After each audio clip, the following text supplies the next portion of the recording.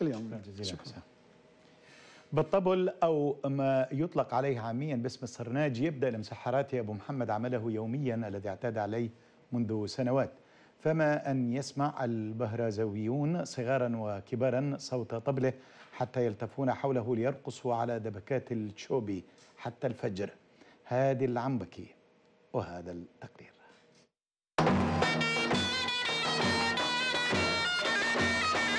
كأن في دمدمات طبله ونغمات مزماره سحر يشد الجميع إليه صغارا وكبارا، فما أن يستمع إليه البهرزاويون حتى يتجمعون حوله ليبدو المكان كأنه حفلة عرس بهيج.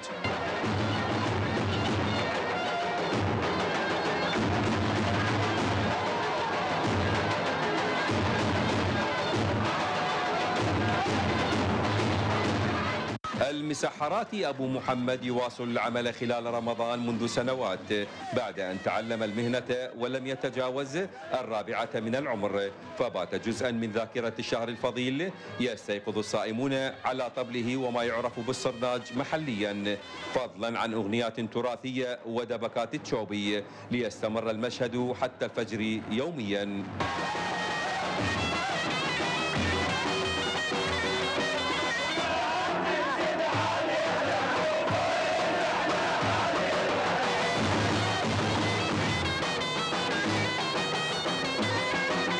احنا هاي الشغله مالتنا تعلمناها من بيت حميد جباره اللي هم بوهرز، وابوي تعلم من عندهم، فانا عمري 4 سنين استورثتها من ابوي الله يرحمه، وعلمت ابني شلون يدق وشلون يطلع بالسحور، والعالم يعني راغبتنا على هذا الشيء، وهذا تراث قديم.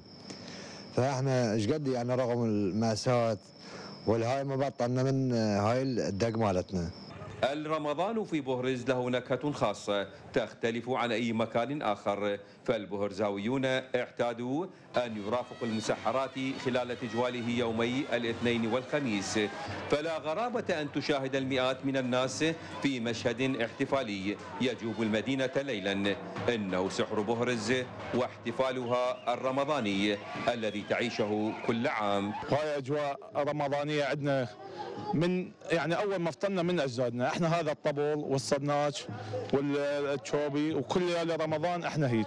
طبعا احنا قبل سنة سنتين ما نقدر نطلع وياه بالطبل مثل ما تشوفون هسه. تتميز هذه الاجواء الرمضانيه كل يوم خميس وكل يوم اثنين بخروج الصرناج والدبكات الاخرى ولعب شوبي ودقه مميزه تكون في هذه الايام فقط.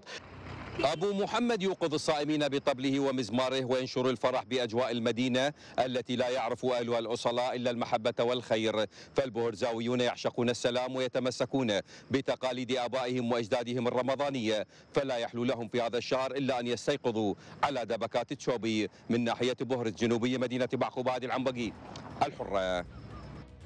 وفي الختام تذكير بأبرز العناوين. القوات المشتركة تحاصر حي الجولان في الفلوجة